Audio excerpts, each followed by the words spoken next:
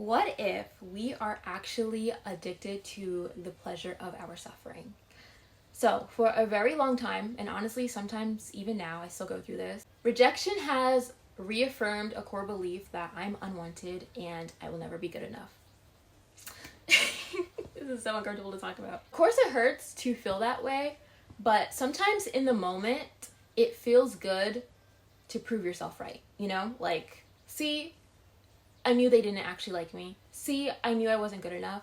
See, I knew it was too good to be true. And I realized that the root of the problem is that I have been trying to find security outside of myself. Due to childhood wounds, past traumas, just life doing what life does, I never fully developed a strong sense of self. I never really felt safe anywhere or with anyone. So when I do experience moments of safety and that temporary peace and stability is interrupted, I don't know what to do. It's like I'm thrown back into survival mode, and this person or this thing that was supposed to keep me safe has betrayed me. You can't put all of your security into another person. It's no one's job to regulate you. It's no one's job to unlearn your unhealthy mechanisms and help you grow as a person. Like, that's your job. That's your responsibility to do that for yourself. And as long as you waver in this in-between space where you're trying to grow, but you're also unwilling to remove yourself from these people, these environments that are causing you harm, you will always hold on to those beliefs deep down, because the satisfaction of proving yourself right outweighs the temporary pain and the cognitive ability to actually prove yourself wrong.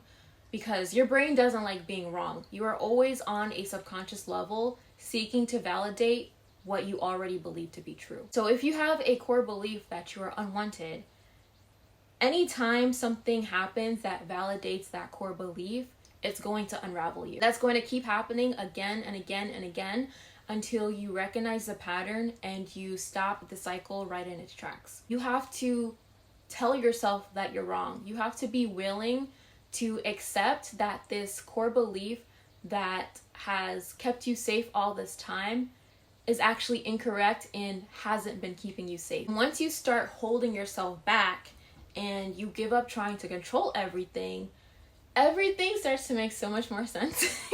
So if you're in a place where you've been trying to get through something, you're trying to do the inner work to heal, but you just keep hitting the same roadblocks over and over again, I think you may be addicted to the pleasure of your suffering. You're trying to prove yourself wrong while fully believing that you're right. And it can't be both.